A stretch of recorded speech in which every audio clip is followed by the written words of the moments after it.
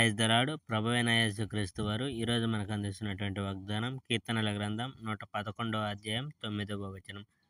ఆయన నామము పరిశుద్ధమైనది, పూజింపదగినది. యెహోవాను స్తుతించండి. మంచి మనుషుల సమావేశమయ్యే సమాజంలో నేను నా హృదయపూర్తిగా యెహోవాకు వందనాలు చెల్లిస్తాను. యెహోవా ఆశ్చర్యకార్యాలు చేస్తాడు.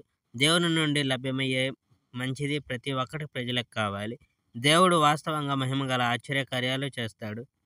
ఆయన మంచితనం నిరంతరం కొనసాగుతుంది. దేవుడు ఆశ్చర్యకార్యాలు చేస్తాడు కనుక యెహోవా దయ, జాలిగలవాడని మనం జ్ఞాపకం చేసుకుంటాము. దేవుడు తన అనుచరులకు ఆహారం ఇస్తాడు. దేవుడు తన ఒడంబడికకు శాశ్వతంగా జ్ఞాపకం ఉంచుకుంటాడు. దేవుడు చేసిన శక్తివంతమైన పనులు ఆయన తన ప్రజలకు వారి దేశాన్ని ఇస్తున్నాడని తెలియజేస్తున్నాయి. దేవుడు చేసేది ప్రతిదీ మంచిదే, న్యాయవంతమైనది కూడా. ఆయన ఆదేశాలు అన్నీ నమ్మదగినవి. దేవుని ఆదేశాలు నిత్యం కొనసాగుతాయి.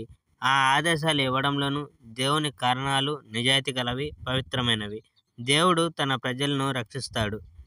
దేవుడు తన ఒడంబడికను శాశ్వతంగా కొనసాగించేందుకు చేశాడు. దేవుని నామం అద్భుతం, పవిత్రం. దేవుడంటే భయము, భక్తి ఉంటేనే జ్ఞానం ప్రారంభమవుతుంది. దేవుని గౌరవించే ప్రజలు చాలా జ్ఞానం గలవారు. శాశ్వతంగా దేవునికి స్తుతులు పాడుతారు. Praise the Lord. May God bless our India.